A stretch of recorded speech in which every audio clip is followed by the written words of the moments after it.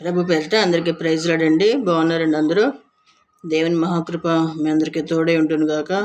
ఈరోజు దేవుని వాక్యం ఇర్మియా గ్రంథం 6వ అధ్యాయం 16వ వచనం. యెహోవా ఇలాగూ సెలవిచ్చుచున్నాడు, మార్గములలో నిలిచి చూడుడి, పురాతన మార్గములను గూర్చి విచారించుడి, మేలు కలుగు మార్గమేది అని అడిగి అందులో నడుచుకొనుడి, అప్పుడు మీకు నెమ్మది కలుగును. ఏ మార్గంలో ఉంటే మీకు నెమ్మది కలుగుద్దో అడిగి తెలుసుకోమంటున్నాడు దేవుడు. పురాతన మార్గాలు ఎన్నో ఉన్నాయి, అవన్నీ కూడా దేవుడు కనుక్కొని తెలుసుకోమంటున్నాడు.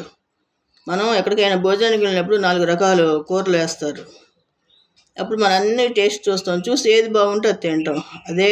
అలాగే మనం కూడా ఏ మార్గం ఎటు వెళ్తుంది, ఎటు నడిస్తే ఎటు వెళ్తాం అనేది మనం తెలుసుకోవాలి.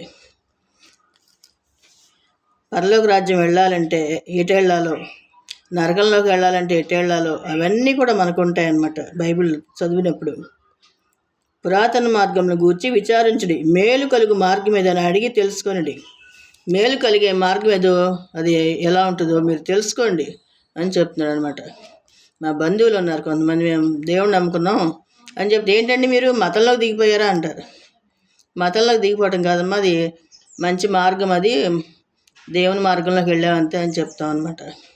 వాళ్ళకి తెలియదు, మతం అంటారు. మతం కాదు, మంచి మార్గం అనమాట. దేవుని మార్గం, ఆయన మార్గాల్లో నడిచినప్పుడు నెమ్మది కలుగుద్దని చెప్తున్నాడు దేవుడు. నెమ్మదిగా ఉంటాం. ఈ రోజుల్లో మనుషులకు నెమ్మది ఉందా?